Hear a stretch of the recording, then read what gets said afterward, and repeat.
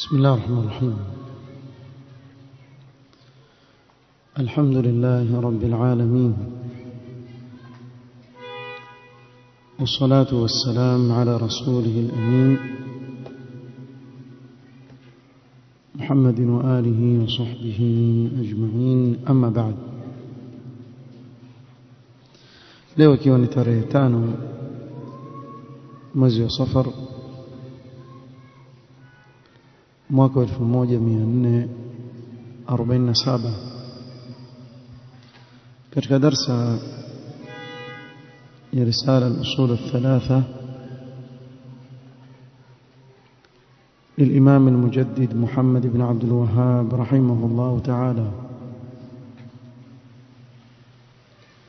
بشرح فضيلة الشيخ العلامة محمد بن صالح العثيمين رحمه الله تعالى.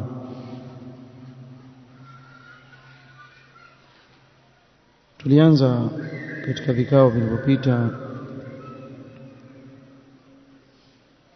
kuzungumzia maratib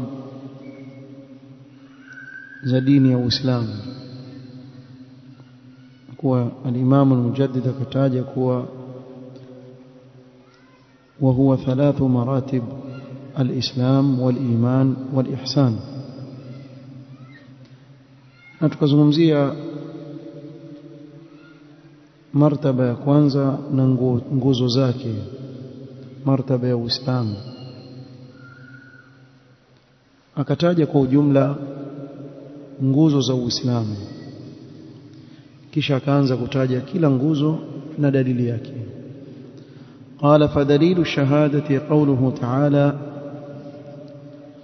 شهد الله أنه لا إله إلا هو والملائكة وأولو العلم قائما بالقسط. شهد الله أنه لا إله إلا هو، أي شهد الله على أنه هو الإله المعبود بحق دون سواه. ameshuhudia Allah subhanahu wa ta'ala kuwa yeye ndiye muabudiwa, ndiye Mungu muabudiwa kwa haki basi na yoyote mwingine. وذلك بما أقام من الآيات الشرعية والكونية الدالة على ألوهيته. na hili ni kwa yale aliyosimamisha Allah subhanahu wa ta'ala katika aya za kisheria katika kitabu chake, kadhalika aya katika huu ulimwengu, jua, mwezi, mbingu, ardhi na vinginevyo, vinavyoonyesha kuwa muumba ni mmoja na ndiye anastahili kuabudiwa. والملائكة وأولو العلم قائما بالقسط، أي وشهد على ذلك الملائكة. كذلك ومشهودية جمهور لتوحيد نكوين أن يستحق كوابديوا ملائكة واكي. وشهد أهل العلم على ذلك ببيانهم للتوحيد ودعوتهم إليه. na wanawavyuoni kadhalika wakashuhudia hilo kwa kuibainisha tauhid na kulingania watu katika tauhid.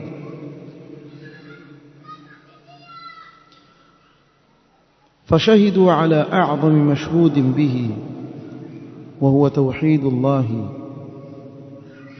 وقيامه تعالى بالعدل في خلقه وشرعه. kwa wakashuhudia kwa jambo adhimu kabisa linaloshuhudiliwa, nao ni kumpwekesha Allah katika ibada, tauhid, na kushuhudia kuwa Allah subhanahu wa ta'ala amesimamia uadilifu kwa viumbe vyake na katika sheria yake aliyoteremshia waja wake. la ilaha illa huwa al-aziz al-hakim, ay la ilaha illa huwa al-aziz alladhi la yughalibuhu ahadun. Allah ni al-aziz asiyeshindwa na yoyote, hakuna anayeweza kumshinda.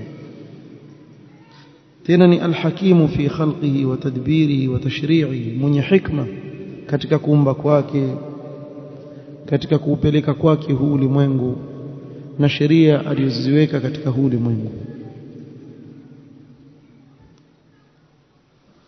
قال الشيخ ابن عثيمين رحمه الله تعالى في الآية الكريمة شهادة الله لنفسه بأنه لا إله إلا هو وشهادة الملائكة وشهادة أهل العلم بذلك. katika hii aya tukufu kuna shahada ya Allah subhanahu wa ta'ala kujishuhudia nafsi yake kuwa hapana anastahili ibada isipokuwa yeye peke yake. kadhalika kuna shahada ya malaika na shahada ya wanaovioni wote washuhudia hilo.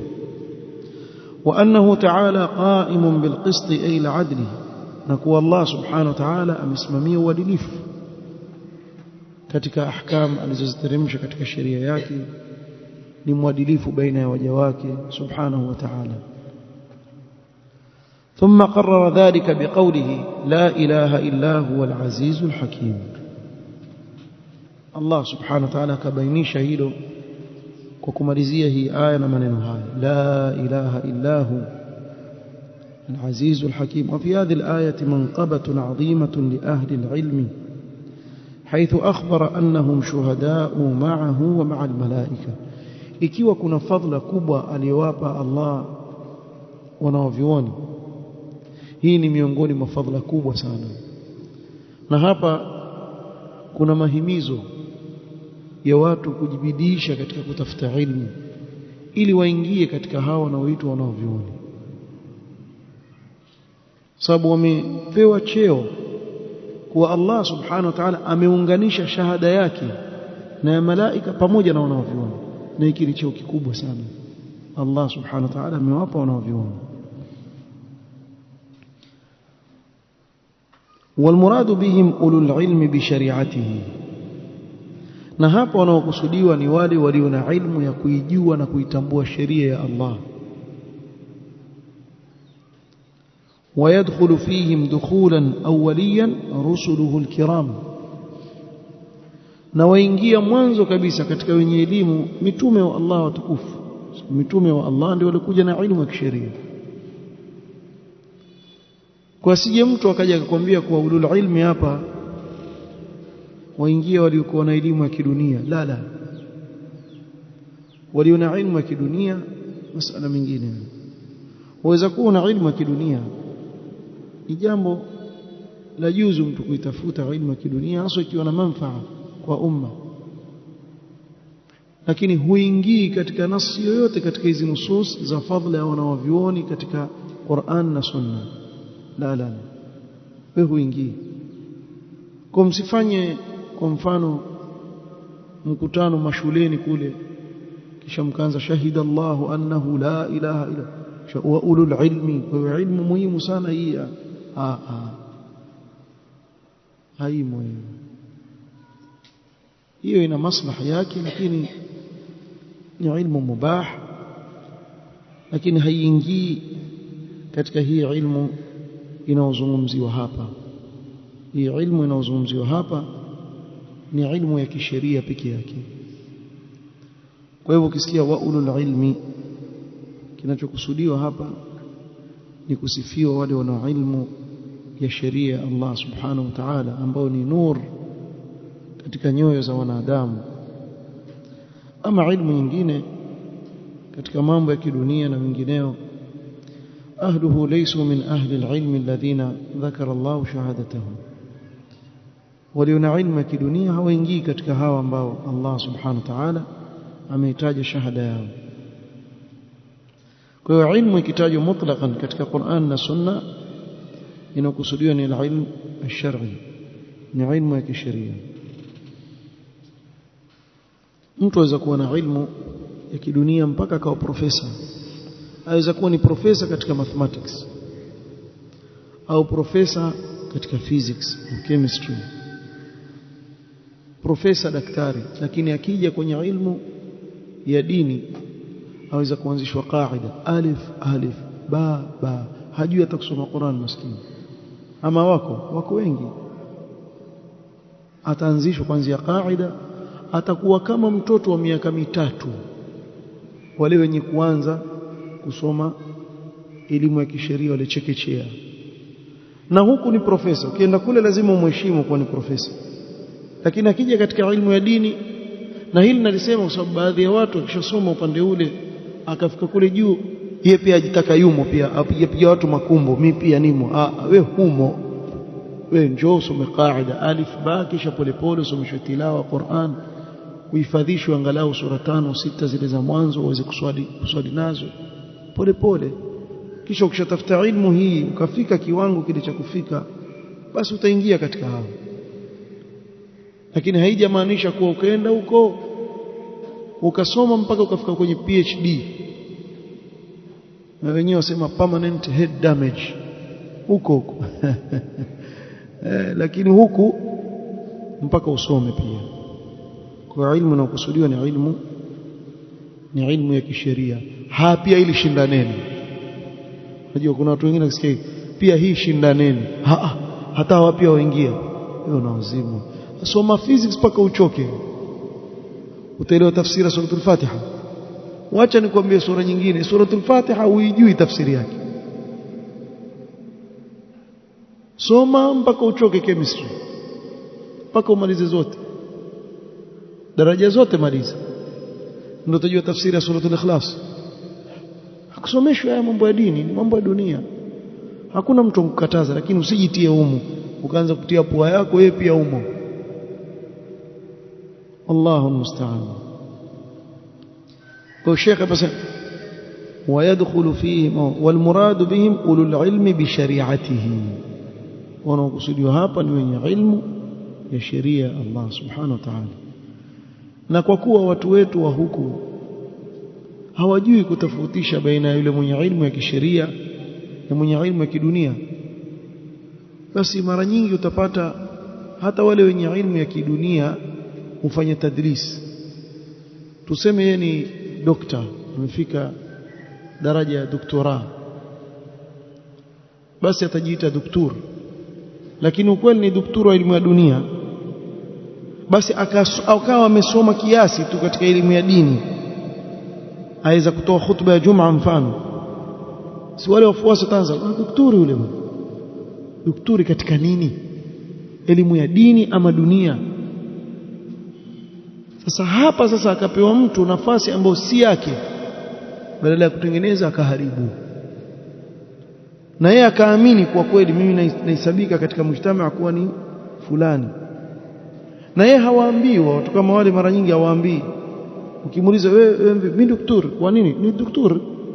Kumbe daktari wa wanyama, kama vile tonani yule Tariq Suwaidan, yule ikhwani khabith, yule ni daktari mambo ya petroleum, lakini kila daktari Tariq Suwaidan ukimwona utafikiri kasoma elimu ya kisheria.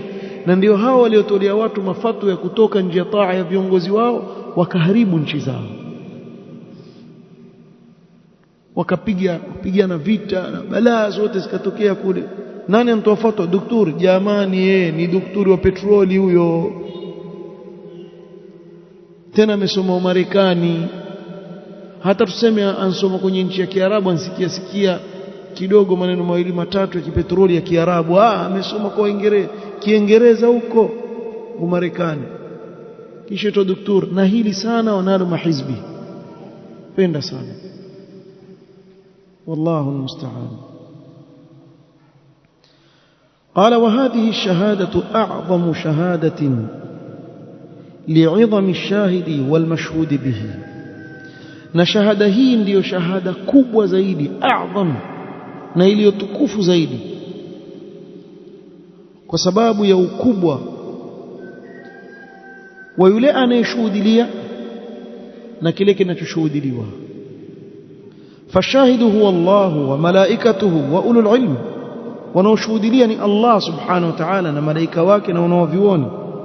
walmashhudu bihi tauhidullah fi uluhiyatihi, na kinachoshuhudiliwa ni tauhid, kuwa Allah subhanahu wa ta'ala peke yake ndiye Mungu anayeabudiwa kwa haki, yeye peke yake. wa taqriru dhalika, kisha hapa kabainisha la ilaha illa huwa al-azizul hakim, kama tulivyoeleza maana yake. ثم قال رحمه الله ومعناها لا معبود بحق إلا الله. na maana yake hapana anayeabudiwa kwa haki isipokuwa Allah peke yake. la ilaha nafiyan jami'a ma yu'badu min dunillah, la ilaha yakanusha vyote vinavyoabudiwa pasi na Allah subhanahu wa ta'ala. illa Allah muthbitan al-ibadata lillahi wahdahu la sharika lahu fi ibadatihi kama annahu la sharika lahu fi mulkihi. illa Allah ni kuthibitisha kuwa ibada ni zake apelekewa yeye peke yake Allah subhanahu wa ta'ala, hana mshirika na yeye katika kuabudiwa, kama vile hana mshirika na yeye katika ufalme wake, kama vile hana mshirika katika kumiliki kila anachokimiliki, basi kadhalika hana mshirika katika zile ibada wanazozifanya waja wake, asishirikishwe na chochote. قال العلامة ابن عثيمين رحمه الله تعالى: قوله ومعناها أي معنى لا إله إلا الله ألا معبود بحق إلا الله. معنى yake لا إله إلا الله ni kuwa hakuna anayeabudiwa kwa haki isipokuwa yeye peke yake. فشهادة أن لا إله إلا الله أن يعترف الإنسان بلسانه وقلبه أنه لا معبود حق إلا الله عز وجل. شهادة لا إله إلا الله نمت ككيري kwa ulimi wake akatamka na kwa moyo wake akakiri na kukubali kuwa hapana anayeabudiwa kwa haki isipokuwa Allah subhanahu wa ta'ala peke yake.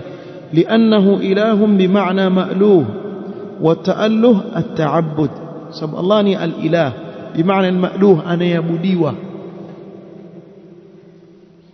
na at-ta'alluh maana yake ni at-ta'abbud, kuabudu. وجملة لا إله إلا الله مشتملة على نفي وإثبات. na hii jumla ya la ilaha illa Allah imekusanya vitu viwili, nafi na ithbat, kukanusha na kuthibitisha. amma an-nafyu fa huwa la ilaha wa amma al-ithbatu illa Allah. kukanusha katika la ilaha, kuthibitisha illa Allah. والله لفظ الجلالة بدل من خبر لا المحذوف. kwa لفظ الجلالة الله imekuja badal, kuna khabaru la mahdhufa ikutajwa, والتقدير لا إله حق إلا الله. hii ndio تقدير يا خبر يا لا. قال وبتقديرنا الخبر بهذه الكلمة حق يتبين الجواب عن الإشكال التالي.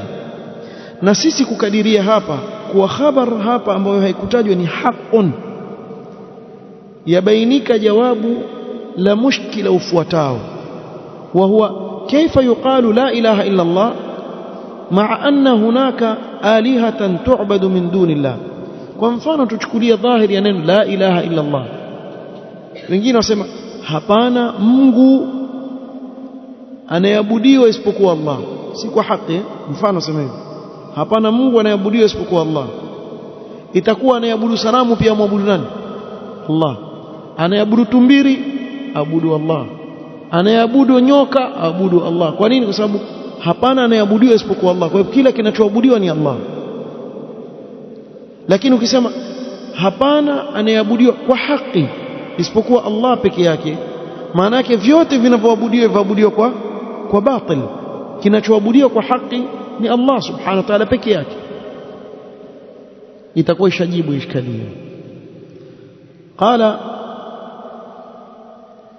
كيف يقال لا إله إلا الله مع أن هناك آلهة تعبد من دون الله وقد سماها الله تعالى آلهة. na hii miungu mingine pia katika Qur'an Allah ameita miungu, maana ameita ni miungu. wasamaha abiduha aliha, na wale wanaoabudu pia masanamu, matumbiri, nini, pia waita wale nani? miungu. قال الله تبارك وتعالى فما أغنت عنهم آلهتهم التي يدعون من دون الله من شيء لما جاء من ربك. قال فما أغنت عنهم آلهتهم. الله كيتفيد ونفيابودك ونين نميونغ. وكيف يمكن أن نثبت الألوهية لغير الله عز وجل والرسل يقولون لأقوامهم اعبدوا الله ما لكم من إله غيره؟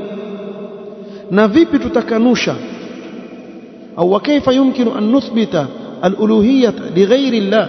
na vipi tutaweza kuthibitisha uungu kwa asiyekuwa Allah wakati mitume wa Allah waambia watu wao ma lakum min ilahin ghairu, hamna nyinyi Mungu asiyekuwa nani? Allah subhanahu wa ta'ala. Kwa hivyo hapa mbona kama kuna kugongana? Sasa hii ishkal jawabu yake nini? والجواب على هذا الإشكال يتبين بتقدير الخبر في لا إله إلا الله، فنقول هذه الآلهة التي تعبد من دون الله هي آلهة. jawabu ya ishkal hii yabainika kwa kuikadiria ile khabar, kwani kuna kitu kimeondoka hapa, kimedondoka ambao ni haki. Kwa sisi twasema kuwa hii miungu inaoabudiwa pasi na Allah subhanahu wa ta'ala ni miungu, wenyewe wameita miungu na Allah ameita miungu, lakinaha alihatun batila, lakini ni miungu ya batil, si ya haki. ليست آلهة حقا وليس لها من حق الألوهية شيء، si miungu ya haki wala hawa wanaoabudu hawastahiki chochote katika uungu, ni viumbe Allah subhanahu wa ta'ala ameviumba. ويدل لذلك قوله تعالى ذلك بأن الله هو الحق وأن ما يدعون من دونه هو الباطل وأن الله هو العلي الكبير. الله ndiye haki, أما wale wanaoabudu pasi na yeye ni batil. ويدل لذلك أيضا قوله تعالى فرأيتم اللات والعزى ومناة الثالثة الأخرى لكم الذكر وله الأنثى تلك إذا قسمة ضيزى إن هي إلا أسماء سميتموها أنتم وآباؤكم ما أنزل الله بها من سلطان. لما جينتم موايتا ميونغو nyinyi na babu zenu, lakini si miungu. Na Allah hakuteremsha hoja yoyote juu ya hao mnaoitakidi.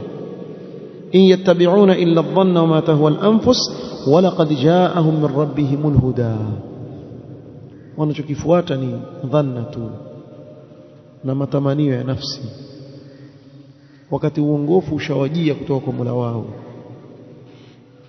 وقوله تعالى عن يوسف عليه الصلاة والسلام ما تعبدون من دونه إلا أسماء سميتموها أنتم وآباؤكم ما أنزل الله بها من سلطان كما يقول. إذن فمعنى لا إله إلا الله لا معبود حق إلا الله عز وجل. فأما المعبودات سواه فإن ألوهيتها التي يزعمها عابدوها ليست حقيقة، أي ألوهية باطلة. Kwa hivyo hakuna anayeabudiwa kwa haki isipokuwa Allah. Ama vile vinavyoabudiwa pasi na Allah, ule uungu wake kama wanavyodai wanaoviabudu vile vitu si wa hakika, si wa kweli, bali ni uungu wa batil. Wala sio maana la ilaha illa Allah, sio maana yake la mawjuda illa Allah, kama wanavyosema ahlul bid'ah. Ahlul bid'ah la ilaha illa Allah utawasikia mara sema hakuna Mungu isipokuwa Allah, wengine wasema hapa ile khabar ni mawjud bimaana la mawjuda illa Allah au la yakhluqu au la yarzuqu illa Allah, kama vile wanavyosema nani watu tabligh la ilaha illa Allah, wakaanza kuifasiri na yale maneno yao ni kutoa sijui yaqini gani, sikutia yaqini gani, sijui yaqini gani tu mpaka ukaitakidi kuwa hakuna mwenye kuumba isipokuwa Allah, hakuna mwenye kutoa riziki isipokuwa Allah, hakuna mfano. Ndio tafsiri la ilaha illallah hiyo. Si kweli. Haya maana haya wanaozungumza watu wa tabligh na wengineo yathibitisha tauhid ar-rububiyyah, tauhid ya ulezi wa Allah subhanahu wa ta'ala, wala haithibitishi kuwa Allah peke yake ndiye mstahiki katika nini ibada, yeye ndiye anastahili kuabudiwa peke yake. Na tauhid ar-rububiyyah aqarra bihi al-mushrikun, hii hawakuikataa washirikina كأبي جهل وأضرابه، كما مفانه أبي جهل نمفانه واكي. الله سبحانه وتعالى أكيليز إيلو وسيما قل من يرزقكم من السماء والأرض أم من يملك السمع والأبصار ومن يخرج الحي من الميت ويخرج الميت من الحي ومن يدبر الأمر فسيقولون الله، أي annahu alladhi yaf'alu dhalika. Waambie ni nani anayewapa riziki nyinyi kutoka mbinguni na ardhini? Ama nani anayemiliki kusikia kwenu na kuona kwenu? Ni nani anayekitoa kilichokuwa hai kutokana na maiti? Yai likatoka kifaranga mfano, au kilichokuwa maiti kutokana na kilichokuwa hai. Sasa hivi mtu yuko hai, mara roho yake imetolewa, amekuwa maiti. Na nani anayepanga mambo yote? Fasayaquluna Allah, watakwambia hao washirikina kuwa ni Allah ndiye mwenye kufanya yote hayo. Idhan lam yunazi'u fihi walam tana'u min al-iqrar bihi, hawakushindana katika hilo wala hawakukataa kukiri hilo, bali Allah subhanahu wa ta'ala akasimamisha hujja kwao kwa kukiri tauhid ar-rububiyya ili waikubali tauhid al-ibada, tauhid al-uluhiyya. فقال فقل أفلا تتقون أي الشرك به في عبادتي. je hamumchi Allah mkajiepusha na kumshirikisha Allah subhanahu wa ta'ala katika ibada? Sababu wao walikuwa wajua maana ya la ilaha illa Allah na kuwa maana yake ni kumpokesha Allah katika ibada, na kwa sababu hiyo wamekanusha kuwa Allah subhanahu wa ta'ala awe ndiye mwenye kuabudiwa peke yake, sababu walikuwa waelewa maana yake. Na ndio maana wakasema yale maneno yaliyotajwa katika kitabu cha Allah, aja'ala al-alihata ilahan wahida inna hadha la shay'un ujab, sababu walikuwa waelewa maana la ilaha illa Allah. Ajabu bwana, wale washirikina walielewa maana la ilaha illa Allah wakakataa kuitamka kwa sababu walikuwa wajijua wao washirikina.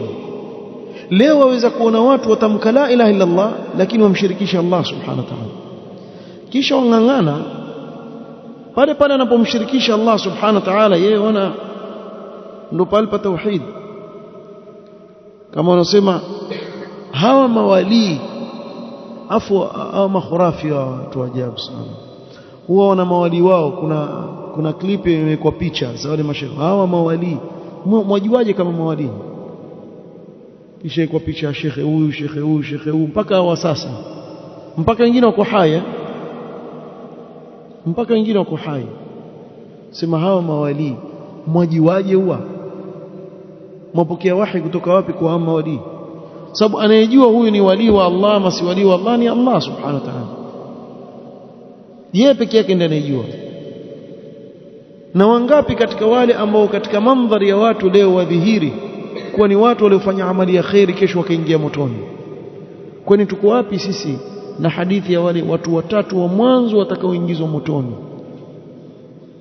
Watu wa mwanzo watatu watakaotiwa ndani ya moto wa jahannam: alim, mujahid, walmunfiq. Mwana wa chuoni, watu wakimuona na ilmu, afikisha ilmu, asoma Qur'an. Katika hii dunia watu wakamwona ni mtu wa kheri, lakini kumbe alikuwa yofanya ile riaan. Na mwingine mujahid, ampigana mpaka kauawa katika vita, watu watasema nini kuhusu yeye? Mashaallah, mpata shahada bana biidhnillah, kumbe kesho enda motoni. Na mwingine atoa, asaidia katika njia za kheri, katika dhahiri yako wamuona yule mtu wa kheri, lakini mbele ya Allah kwa sababu ya nia mbaya aliyokuwa nayo, naudhu billahi min ar-riya, naudhu billahi min ar-riya, kesho enda kuadhibiwa katika awwalu man tus'aru bihim an-nar يوم القيامة. Abu Hurairah radhiyallahu anhu, hii hadithi alikuwa kila akiisoma yuanguka, ashindwa kuisoma namna ilivyokuwa nzito. Taibu, sitarajie mimi nitaanguka. Sisi hatujafikia daraja yao ya kumwogopa Allah subhanahu wa ta'ala na katika kuifahamu hii dini, ndio ujue hatuwezi kuwafikia masahaba. Alikuwa akizungumza ya hadithi Abu Hurairah yughma alayhi, yopoteza fahamu kwa hofu aliyokuwa nayo. Haja mtu hapa kuwekea picha kwambia huyu wali, huyu wali, huyu wali, huyu wali.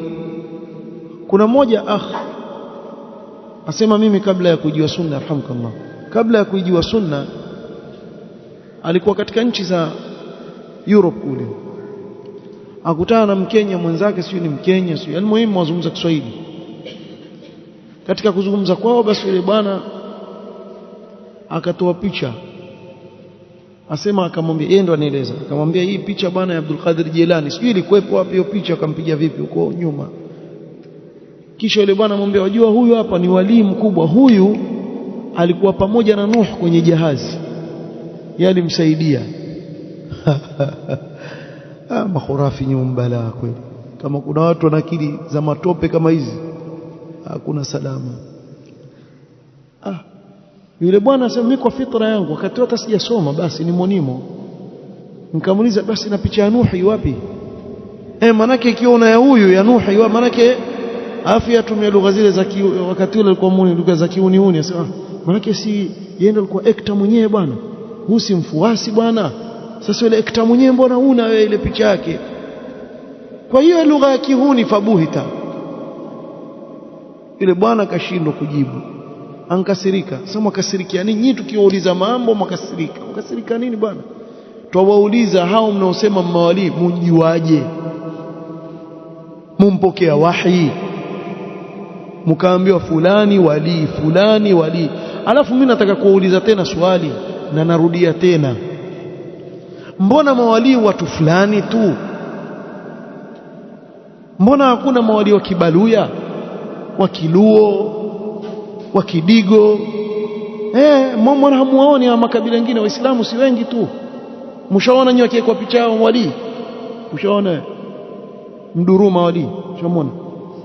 Nakwambia kweli, wallahi alazim ya akhi, yani mimi niambieni, nionyesheni yule pale Orma, yule anachaguliwa wali, yule ni wao tu, wa mawali fulani tu na fulani, simuelewa. Mbona maufunga huu wali kwa watu fulani? Alafu mijitu yafuatafuata, hata akili haina, haioni kama hapa jamaa yao wacheze offside, waoenda tu. Ni hamuoni kama hapa kwa jengwa jambo fulani, kutukuzwe watu fulani? Yani hao wengine, wewe fanya ibada utakavyofanya, maadamu wewe si mpwani, si wa huku, si wa wewe, huwi wali wewe, huwezi kuwa wali wewe, fanya utakavyofanya. Hakuna kabila nyingine yote wali, jamaa mala tu kama wanavyosema wenyewe, sisi tu ndio mawali. Nani auambia hao mawali? Nani auambia? Haya basi, ishatengezwa kwa hao ndio mawali, kisha aje sasa itikadi. Na mawali huwezi kuwazuru mpaka wao wakubali wewe uje kwao. Kwa sote hapa tunkuja hapa si kwa sababu Allah subhanahu wa ta'ala anatuleta hapa kwa kadari yake, la, ni huyu wali ndo anatuleta mpaka hapa. Hii mijitu mishirikina hii. Yani yule wali waweza kufanya tasarrufi yote katika ulimwengu. Nyinyi mko wapi bwana nyinyi? Hii aya sasa tumeisoma, waman yudabbiru al-amr, ni nani anayepeleka mambo na kuyapanga na kuyadabbir mambo ya ulimwenguni hapa mbinguni na ardhini? Abu Jahal, Abu Lahab, Umayya ibn Khalaf na grupu lao wote wale wa pamoja, Uqba ibn Abi Mu'ayth, taja wale sanadidul kufr.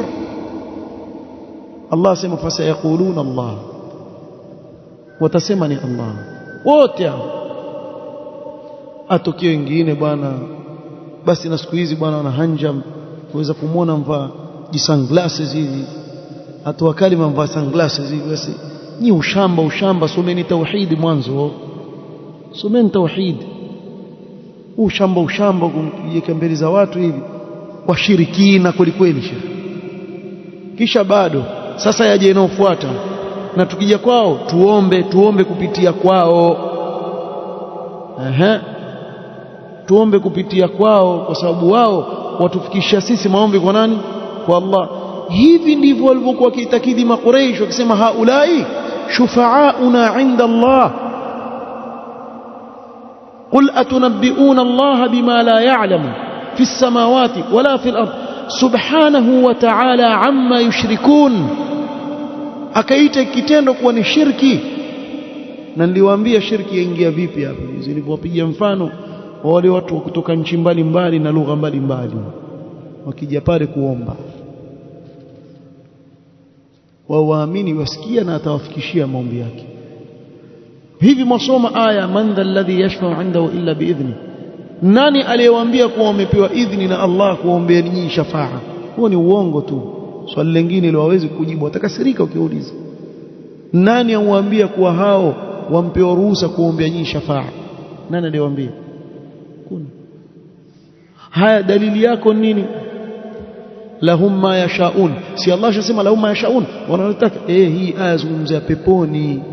Wakiingia lahum ma yashauna, zabibu, ndege, nyama, wala pombe ya peponi, hivyo haimaanishi lahum ma yashauna yani nyinyi mkiomba kitu basi si wasema lahum ma yashauna. Ya jamaa, hebu msijaribu kupeleka Qur'ani mnavyotaka nyinyi. Allah subhanahu wa ta'ala azungumza katika siyaki ya ndani ya pepo ya Allah watapata wanachokitaka ndani ya pepo ya Allah. Hivi lahum ma yashauna, wanachokitaka watapewa tu, sio hivyo? Ndio tunamaanisha hivyo. Kuna wangapi? Kwa mfano Abu Talib amemnusuru Mtume sallallahu alaihi wasallam. Mtume sallallahu alaihi wasallam atamwombea shafaa, atatoka motoni? Hatoki motoni, fi dhahdhahin min an-nar. Lau kama ingelikuwa liko katika lahum ma yashauna, angesema atolewe motoni, sababu alimnusuru Mtume sallallahu, lakini hakuamini. Ndio Allah, fama tanfa'uhum shafa'atu shafi'in. Lahum ma yashauna iko wapi? Maana yake si pali pake hiyo aya, maitia mali siko. Na hii jamaa ina talbis kweli bwana. Kwa yule mtu asielewa, maana sikiliza tena, basi akishavaa miwani pale zile za sunglasses zile, kishaanza kusanya hanjam hivi na nini, unajua bwana, tartibuni bwana. Mnaona makhurafi wallahi wengi wakaingia kwenye shirki kwa sababu ya shubuhat kama hizi. Wallahu almusta'an. Haya bwana, mawali hawana uwezo kukuleta wewe wala kukupeleka wewe. Yeye mwenyewe mtume katika mitume wa Allah, Mtume Muhammad sallallahu alaihi wasallam, la amliku li nafsi dharran wala naf'an illa ma sha Allah. Sijimiliki nafsi yangu, wacha wewe, sijimiliki nafsi yangu madhara wala manufaa. Na huyu ni Mtume Muhammad sallallahu alaihi wasallam. Atakuja huyu wa kwetu huku tena, wali wa kulazimisha. Maanake wali wa kulazimisha, hamjaambiwa wali lazima wali huyu wali. Ndio pale sasa ukafika wengine kufikia mwisho kusema kuwa babangu ni mbora kuliko Saad ibn Muadh. Sasa vituko hivi hii sasa kufika mbali kupita mipaka kabisa. Na makhurafi wakakaa kimya, na wengine mashaallah wazuri. Wajua mimi wakati mwingine najiuliza, ikiwa hawa ndio walimu, wale wasikilizaji wakoje? Si mfahamu? Ikiwa hawa walimu IQ yao iko hivi, yani very small machine upstairs, wale wasikilizaji watakuwaje? No machine. Ikiwa hawa ni small machines, wale watakuwa no machine, IQ ndogo sana. Mtu hawezi akakaa chini akafikiria bwana, alaysa minkum rajulun rashid, mtu akasimama akamwambia bwana, angalia hapa ukosea bwana. Na akikosolewa mtu wao, utaona sema shida ya mawahabi amuelewi nyinyi, aelewa wewe. Na pengine yule anayesema hivyo mlaji mongoka tu mahali fulani, maana mongoka pia utakwenda kwao kwambia haina neno makruh, mtachizika nyinyi wallahi, utakumwenda wazimu kwa fatwa hizo za ajabu. Wallahu musta'an. Naktafi bihadha alqadr. والله تعالى أعلم. سبحانك اللهم وبحمدك أشهد أن لا إله إلا أنت أستغفرك وأتوب إليك. بارك الله فيك.